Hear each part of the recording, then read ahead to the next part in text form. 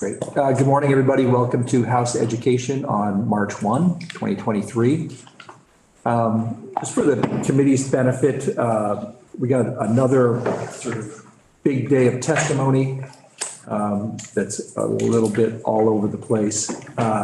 This morning, we're going to begin with some more testimony on 258. It's probably, I can't remember what else we have this week, but that's probably going to be it for this week. On 258. On Friday, we'll look at the committee bill that we've talked about together. I've had a few other things added to it. And that's going to be, I think, at the end of the day on Friday. And it's not really to sort of have a big, long discussion about it, but to get it introduced, sort of get it out there and give people the week to sort of think about it. And by the people, I mean us, as well as making it public for all others to see as well, because we haven't really put that bill out there to be looked at. So that's sort of what we're doing with that for now. Later today, we're going to have our vote on the miscellaneous ed bill, which should put it on track to be on the floor Friday. And we'll have some testimony on H314. Later today as well. I had put on there, perhaps a rookie mistake, that it was for possible vote. That generated a few emails, just a few. So instead, we're just going to take some testimony and again, sort of get a better sense. And I think one of the more valuable pieces of that is we'll have Ledge Council back in. I have a couple of questions, and you all may have another couple of questions just to sort of see how that fits in with what we've been hearing in the various emails. So that's it. So anyway, this morning we're going to welcome retired Superintendent Jeannie Collins to talk about 258, to talk about her experience as a superintendent, both in a non-choice and in a choice, either supervisory union or school district. Anyway, welcome. Happy to have you here. Probably reintroduce yourself, tell us a little bit about your background, and we're looking forward to your testimony. Thank you. I'm really happy to be here. Thank you all for having me here today. And apparently, based on what Representative Conlon just said, you saved the best for last before your discussion on Friday. Yeah. So my name is now actually Jean Collins DeWeese. I married another retired superintendent last May. And retired in June. I am a lifelong educator with most of my professional service in Vermont, although I have also worked in 3 other states. And in Vermont, I have been fortunate to serve both rural and urban districts, both supervisory unions and school districts. So I have quite a bit of diversity in the state of Vermont. My Vermont service includes being special ed director at Washington West, now known as Harwood Union School District. I was the Burlington School District Special Ed Director for 5 years and superintendent for 9 years.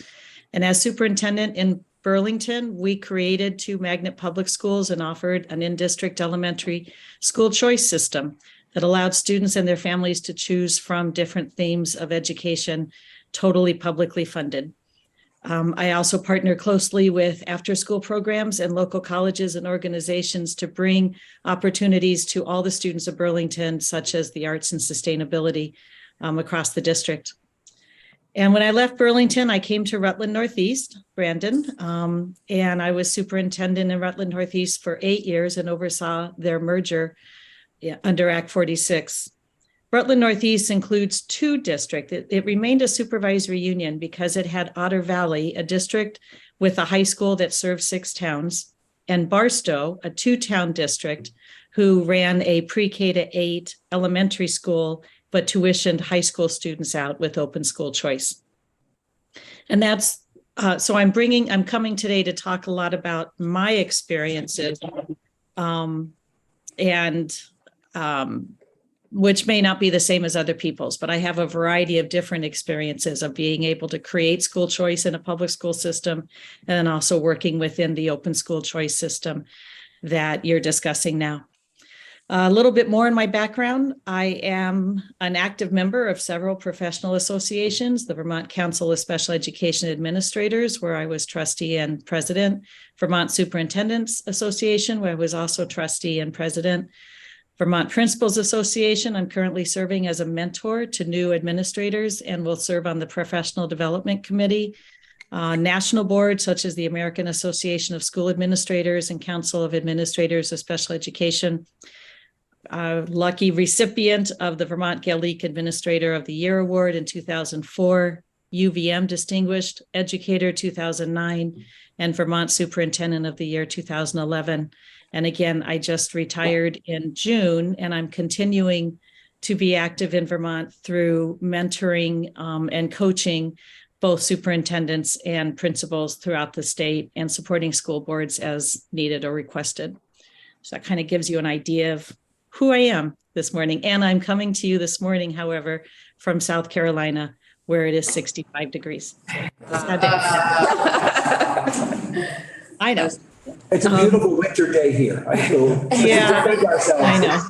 I have a daughter who, beautiful. Yeah, I have a daughter who lives in Burlington and is working in the Champlain Valley School District. And I got the snow pictures yesterday. So yeah, it's a lovely thing.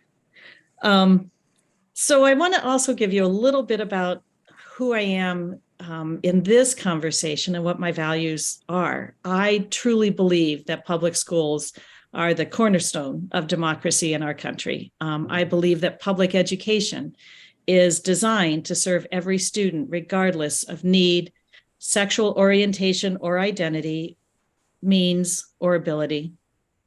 I believe that in a world that feels more divided than ever before, the need to educate students of varying backgrounds, wealth, and race together is more necessary than ever in order to evolve as a city, a state, or a country. And I deeply believe in the principle of equity, defined here as offering all opportunities with supports in place for all students to achieve. Rutland Northeast Supervisory Union, my last district, also aspires to this principle. Some of you are probably too new to realize, or too young to realize, that the landmark public school financing law of Act 60 was the result of a child from Rutland Northeast Supervisory Union. Amanda Brigham of Whiting was the lead plaintiff of the Brigham versus State of Vermont case that led to Act 60, and which made Vermont the most equitably funded education system in the country. So I'm quite proud to have worked in the system that valued equity to that extent. And again, I feel like having you know these values is important to my context as my testimony, because in my view, H258 is fundamentally about support for Vermont's public education system and its ability to serve all students with rich and equitable opportunities within a transparent and accountable funding system.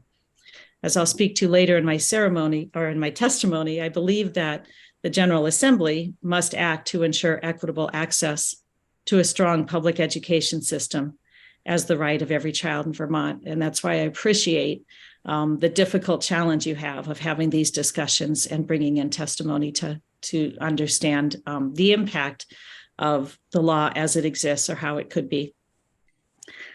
I also point out that because I am sitting here in South Carolina and remain involved in Vermont, however, I feel as though I can speak more freely than perhaps some of your other witnesses can.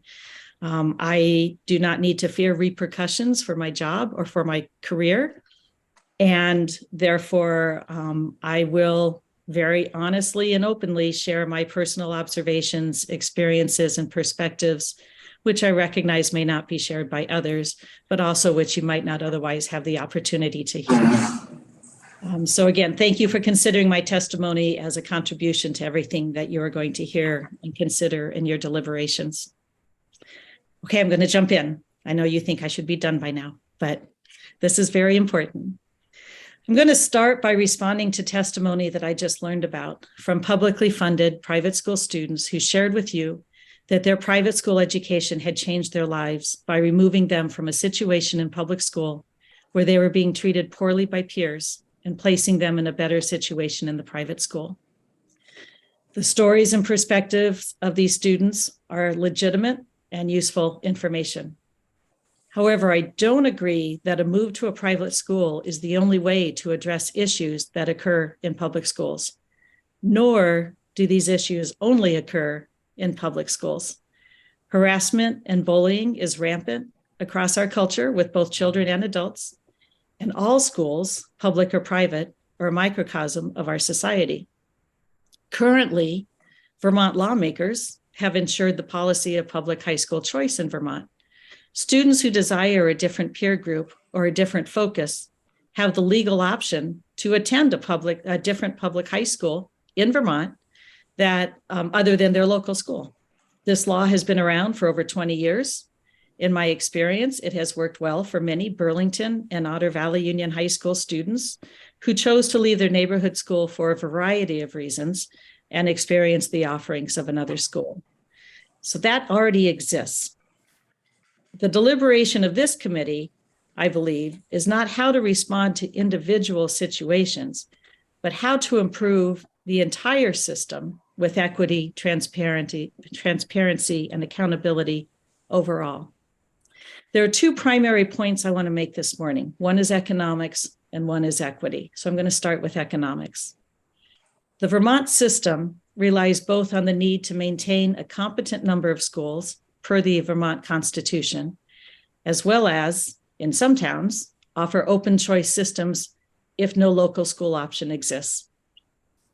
While Vermont's overall population has remained relatively stable, a demographic shift towards an aging population has resulted in declining student enrollment, which in turn has led to increased per pupil education costs across the state. A dual system of publicly funding both public and private education compounds this dynamic as local public school budgets must respond annually to student populations while accounting for the private school tuition over which they have no control. The funding of this dual education system is at the taxpayer's expense. When money leaves the public education system and flows to the private education system, the students left behind suffer the pressures of a district needing to offer equitable opportunities and meet lawfully mandated programming with fewer dollars available. While the number of private school students is relatively small, I had read about 5%, shifting state dollars to private schools destabilizes the resources for the other 95% who attend the public schools. The amount of resources shifted from the public schools was not available for me at the time I prepared for this testimony. However, the Vermont Agency of Education has the data on the actual cost of publicly funded private school tuition in state and out of state, as this is reported annually by all school districts in the annual statistical report. So if you're interested in having the actual number, you can simply request it from the Agency of Education. Neil Odell from VSBA, I believe, gave a presentation to your committee that illustrates how paying tuition to private school drives up the per pupil costs in public schools. In my experience, this was felt quite keenly at Barstow School last year as the board was developing the current school year's budget and contending with an unusually high private school enrollment number for high school as the religious school options opened up. I'd like to share this example with you. Barstow School serves two towns, Chittenden and Mendon. And again, it runs a pre-K-8 school with high school choice. The Barstow board determines what the Barstow School will offer its students from pre-K through 8th grade. They are responsible for whether or not to hire a full-time art teacher, music teacher, librarian, what class sizes to have, whether they need to add supports for a given grade based upon needs, and how to meet their lawfully mandated programs. In order to determine a budget the voters will approve, the board had to reduce the pre-K-8 programs in order to absorb the private school tuition they must pay to schools both in and out of Vermont, over which the voters had no oversight. So the pie remained the same, but because more money needed to flow out for the high school students, the pre-K to 8 students had fewer resources to build their budget on. The previously mentioned Vermont legislated public high school choice program keeps the public funds in the public school system, therefore ensuring the foundation of public education transparently remains available to serve all students. Touching upon equity, which is the second area I wanted to speak to. Over the past 2 years, the Barstow Board, and I keep speaking about Barstow again because they offer open choice. So the Barstow Board has stepped out in front of the discussion of equity and has been committed to creating an equitable educational system. In the spring of 2021, they were in the process of finalizing an equity policy for the district and came to the realization that they were not meeting their own policy on equity when they offered school choice to high school students. They spent the summer of 2021 looking into their private school enrollment data and speaking with parents, including parents who did not choose private schools. They learned that there are reasons for parents who did not choose private schools that had to do with equity. One example, the fee to apply to private schools was prohibitive to those who did not have the means to even start the process. Also, some private schools charge additional fees beyond registration. By way of example, Mount St. Joseph charges fees for technology, lab, textbook, and has fundraising obligations, which deter many families before they even get to the registration fee. This can be confirmed by going to their website. Transportation to private schools is an issue for some families. Admission criteria in private schools often speaks to a fit with the mission statement as criterion for acceptance. For example, fit means a child with a disability that the school cannot or will not serve removes that school from the family's options. Another example is a religious school whose curriculum is homophobic. Families indicated that they would not even apply as they knew their LGBT child would not be accepted or even be welcome. I was really disturbed to see an example of this play out in the newspapers this week as Mid-Vermont Christian School withdrew from the Vermont Girls State Basketball Tournament when it was scheduled to play against a school with a transgender child. You can read this article in Vermont Digger. In the article, it's noted, and this is a quote, earlier this year, Mid-Vermont Christian School submitted a letter to the State Agency of Education seeking permission to receive public tuition funding while also asserting that it reserved the right not to follow all of Vermont's anti-discrimination laws. All public schools are required to not discriminate against any student. This issue particularly concerned me. For years, I've been an advocate of special education students, but in recent years, I have also become much, much more aware of how much we discriminate against our LGBT students. And this is a good example to me of discrimination. Concerned with these equity issues, the Barstow School Board chose to explore moving to designating 3 schools for choice as opposed to an open choice system, which is allowed for by law. And they felt they could provide more equitable options for students while still providing choice within their community. Thus, they advertised and held a public forum for input from their community to determine whether or not they should bring this question to the voters in their town meeting vote.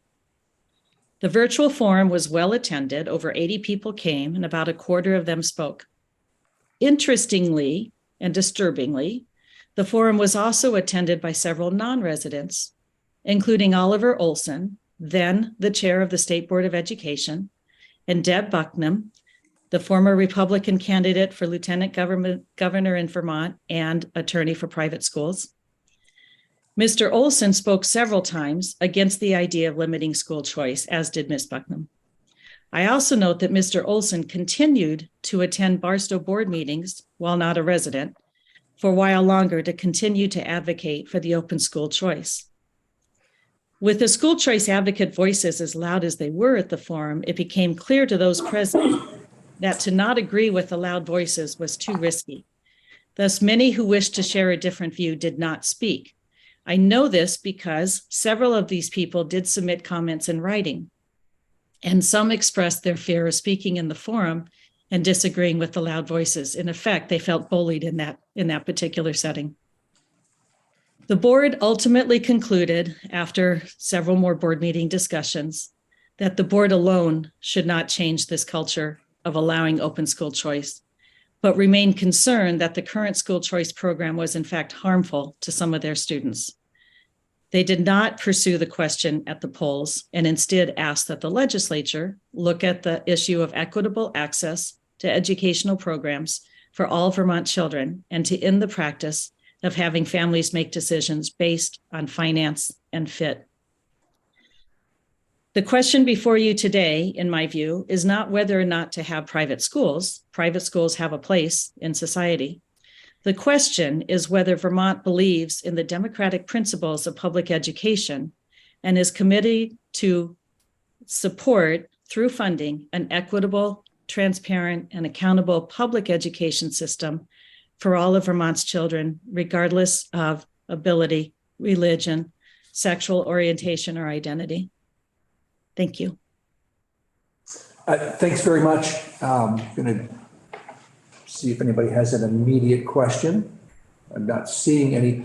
Could I just ask you to walk through again the issue of when you have a hybrid system of public, or you operate your own K-8 or K-6, and then high school choice, how one expense affects the other?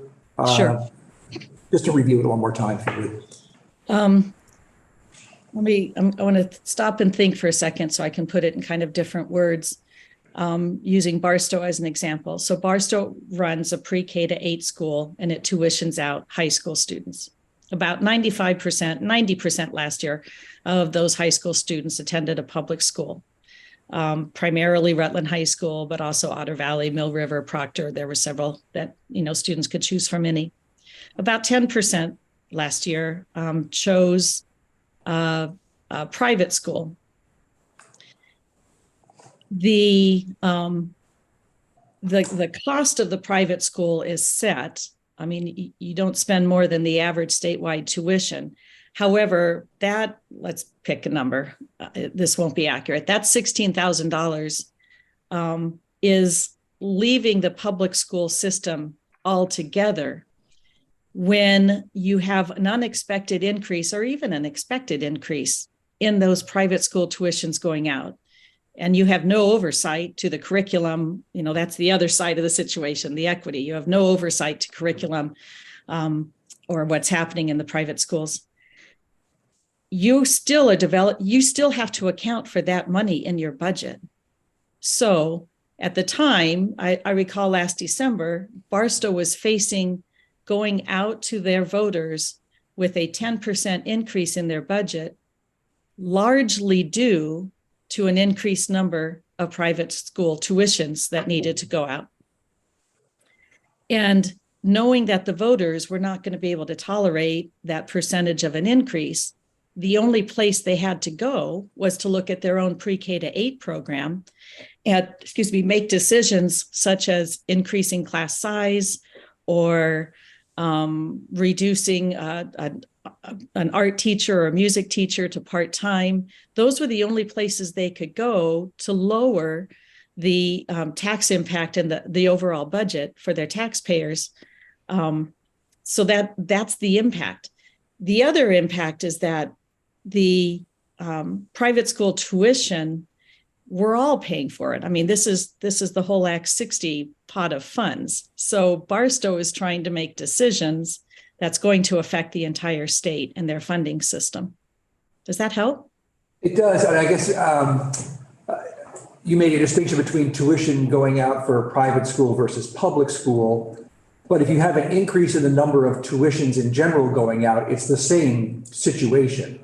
Right. I mean, Tuition. That's one of the challenges of operating a hybrid system. That's right. The difference being that the tuition that's going to the public school at least benefits the state as a whole within the education funding system. But you're right. It's still You still have to adjust for it, but you're still having to make that. You have no control over the number of students who you have going. A family of 20 could move in and they're all going to high school. And the only place you can account for that is in your elementary school budget.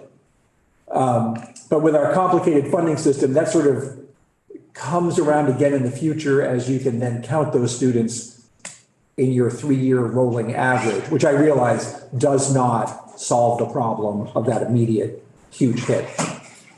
Right. Right. And so for the next 3 years, the students may be missing out on program or opportunities as the district waits to right itself. Yeah. Representative Williams has a question. Good morning. Thank you. I represent Essex Caledonia, and that consists of 10 towns. It takes 10 towns to make up my district. 4 of those towns would be like Maidstone, Brunswick, Guildhall, East Haven. There are many, many families in our area that do not have public schools nearby at any level, K through 12. And they do not have the financial ability to build any public schools in the area, in which case they would have to rely on St. Johnsbury or Linden for their education, which would potentially put these students on routes for up to an hour and a half one way. And I say routes instead of buses because there are no buses. So how do you think we can solve our, which would be called a crisis if this bill were to pass? I couldn't answer for every, I mean, I wish that you could bring a witness in front of you that could give you the answer for every individual question. And I wish it were me. I was interested to hear you say that there are no buses. And so I assume, therefore, that families have to figure out how to get their kids to these schools, which must be very difficult. And I wonder about a long-term solution of building an education program that can serve several communities much closer. The thing with long-term solutions is if this bill were to pass this session, we're looking at something much more immediate than long-term. And yes, parents usually pick schools that they're for their students based on where they go to work, because they are their sole transportation. I can tell you that one of the things the Barstow School Board, if this is helpful, thought about when they wanted to explore designating 3 schools of choice as opposed to open choice, was they felt that by doing so, they also had they could manage transportation to those schools of choice, which would help many families who weren't otherwise accessing private school choice. So that's one possibility, is if you designated and then offered transportation, it might be helpful. Has just your recount of sort of the debate in Barstow or Barstow District is, it's interesting that they really had to wrestle with this issue. But why did they ultimately decide not to put this to the voters?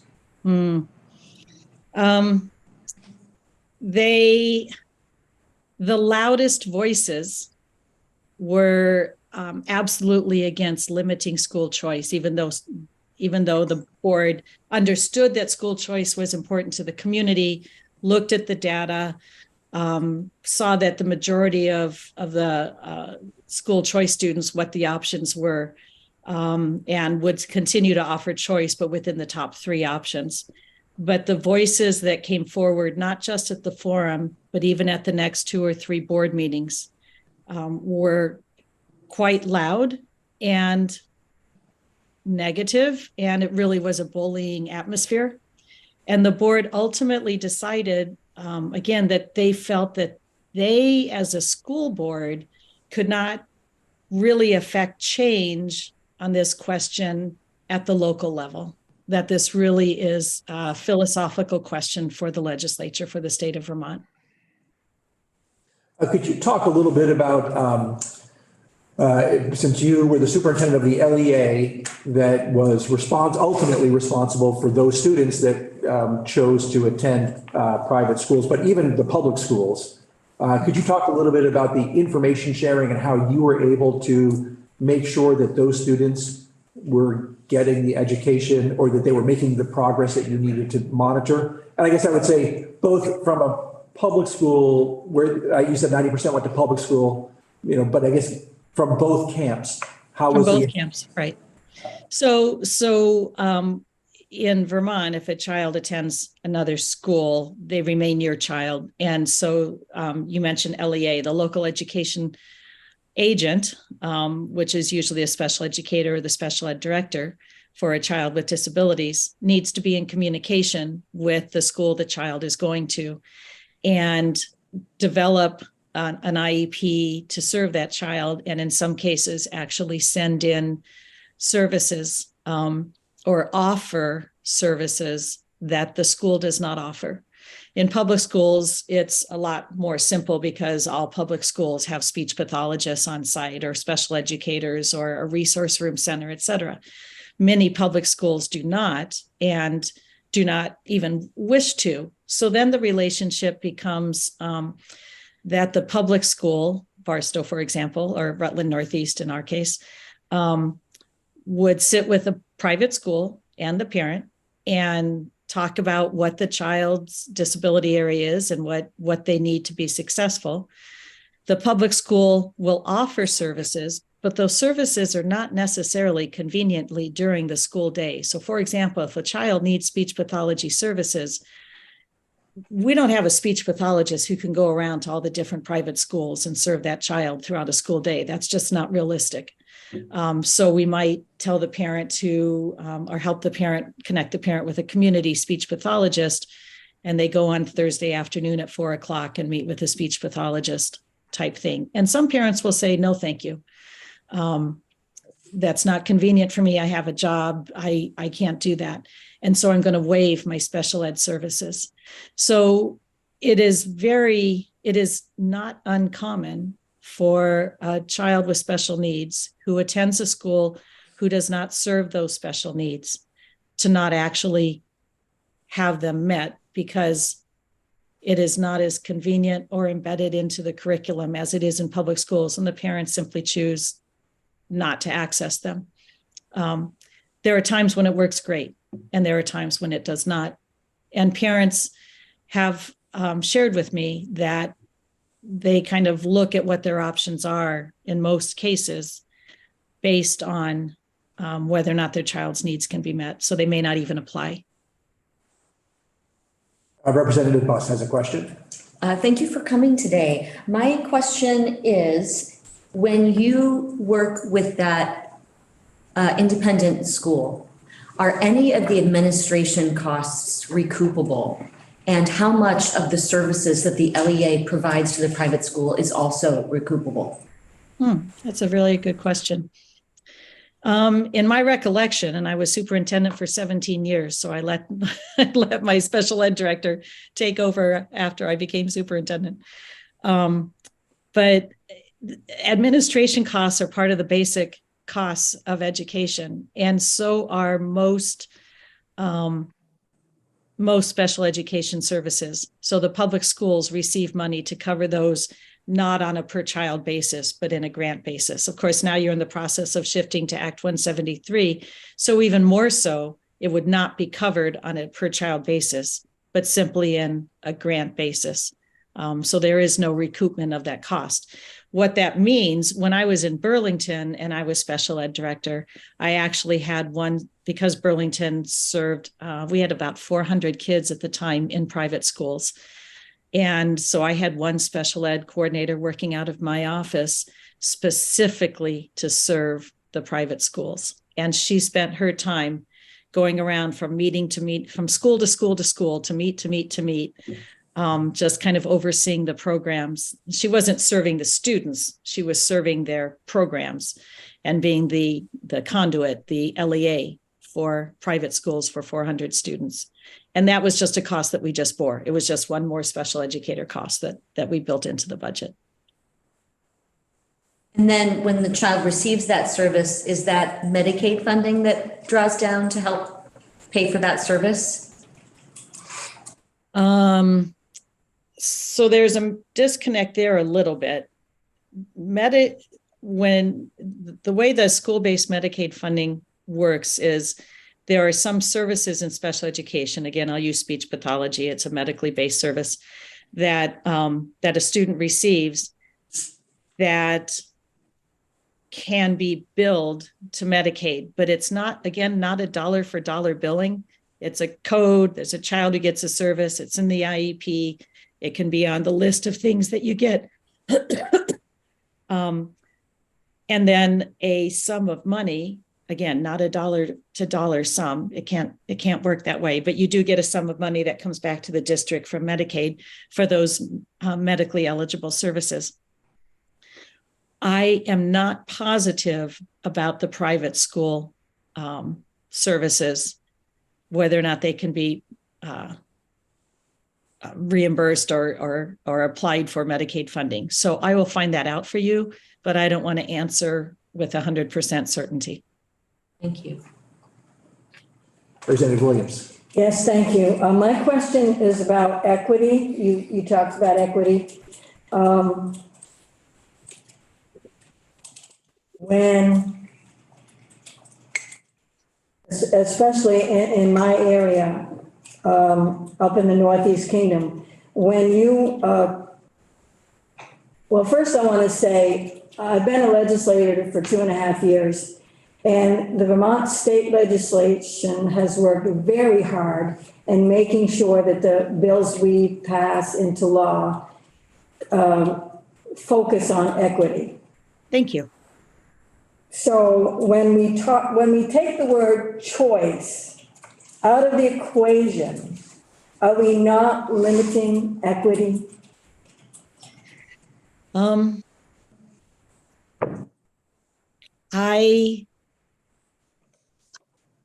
I believe that the way, if all private schools followed Vermont's anti-discrimination laws and provided services so that their doors were open to all students, regardless of disability, regardless of LGBTQ status, regardless of race, whatever it is, regardless of religion, then you would be providing equity. But if you create a dual system where some schools don't have to do that, and therefore some students are excluded from that choice, then I don't believe it is equity. But isn't Act 173 the fix for that? And Act 173 affects only public schools.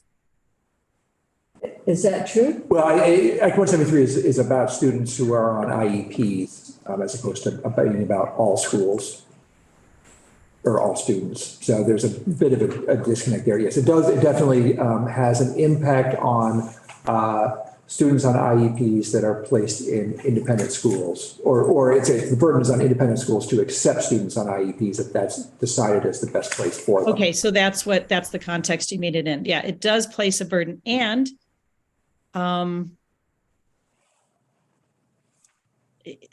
it hasn't fixed it. Of course, it's just starting out now, but you still have schools such as Mid-Vermont Christian Academy asking to not have to follow that, saying that their mission doesn't follow that, but they still want public dollars for tuition, but they don't want to have to follow the Vermont's anti-discrimination laws. I don't want to get into a debate here because we're really here to ask questions and get information. Representative Brady. All right.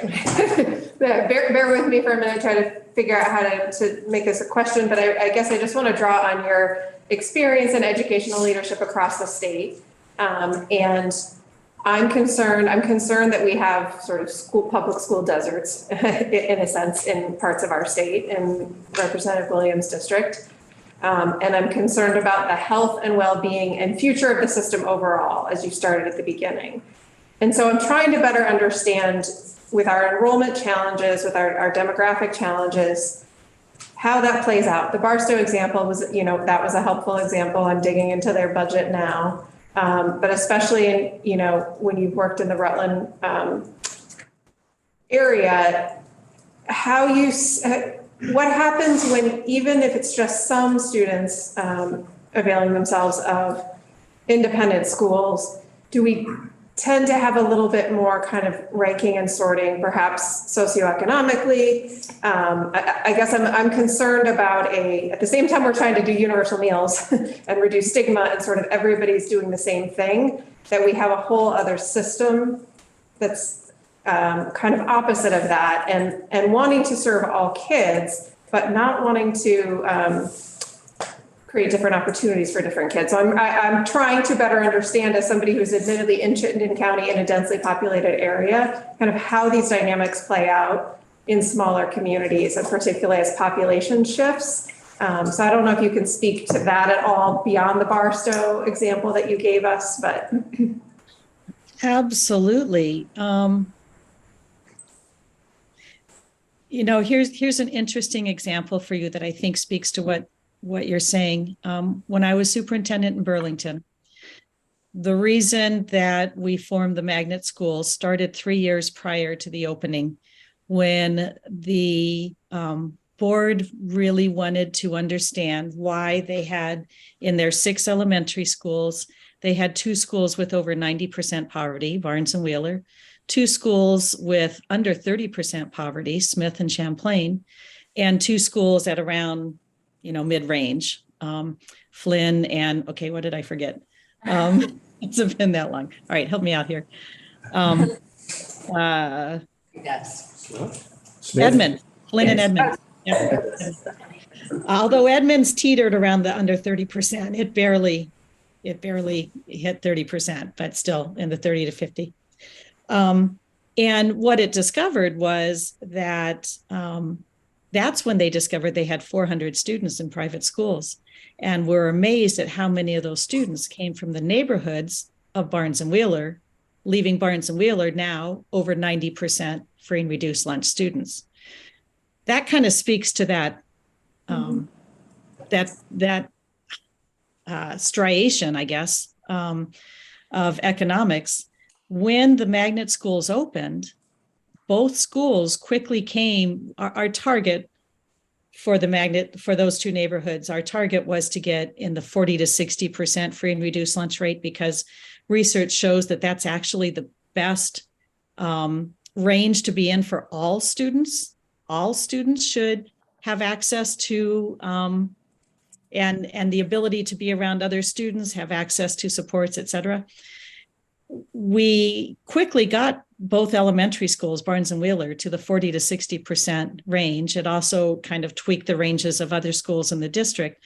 But it wasn't just coming from other schools in the district, especially at Barnes. We saw a large number of students returning from private schools when we opened the magnet school.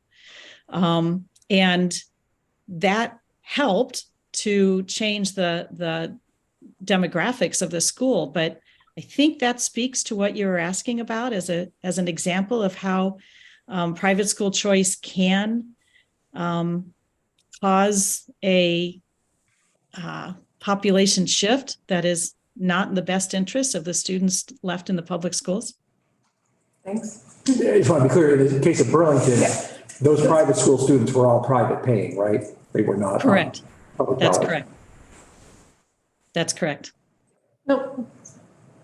So we only have a couple of minutes here, but I also, when I asked about sort of the information sharing between a sending town or a sending district and the schools the kids go to, you limited your answer to students on IEPs for the most part, but I'm just curious about the regular general ed student. How are you able to track their progress, whether they're at a public school or a private school, and do we need to sort of beef up the reporting systems between those 2 entities? That's a very good question. We're not really able to track their progress if they're not in special education. They are not obligated, and I'm talking both private and public, they are not obligated to provide us with grade reports or information on how they're doing. Public schools, if they're not doing well, generally a school will reach out and say, the student needs support. You need to come in and figure out how you're going to support them. But we don't really know how they're doing along the way. And in fact, Barstow wanted to know how their Rutland High School kids were doing. And we needed to go after parental permission for Rutland to even be able to tell us how the student's doing. So basically, once the student, while Barstow was paying the bill for the school, they had no rights really to information on how the student was actually doing. Interesting. And it required parental permission in order to get that information, even though ultimately your LEA was responsible for those students' education. That's correct. Yeah, yes, Representative Austin. Yep. To wrap things up. Yep, you said that you would be comfortable with the private schools if they respected the anti-discrimination regulations, showed more transparency and admitted IEP students. What about licensure of educators and the governance model? Is that a concern of yours? It is. I'm not sure if I actually said comfortable, but I did say that would be an improvement. And yes, that is a concern of mine. Why is it okay for public taxpayer dollars to hold one system to a high standard and yet allow another system to not be held to that standard? Why is it okay? I really struggle with the fact that public schools are held to accountability through licensure, through testing. I'm not disagreeing that that has to happen. It's just that, but then we're spending money, significant amounts of money, both in state and out of state. And out of state, there is really no communication once the child goes. But we're spending significant amounts of money to schools that do not require licensure or teacher training or test the students and provide accountability, as well as I have no problem with a private school defining their mission and having a fit. I am a product of 12 years of Catholic school that my parents paid for. So I have no problem with that. And I believe there's a place in the system for that. My issue is public funds going to a school that may intentionally or unintentionally leave out a student population, not have licensed teachers, not have any accountability for what they do. And then the public funder not even having access to what's going on or oversight at all on what's happening in the classroom. Thank you. Great. Thank you very much for your time today, and come back to Vermont very soon. I will be there very soon. I was just there earlier this month. Great. Thanks again. Thank you. All right, committee, we'll do a quick 8 minutes. Let's be back in our seats at 10.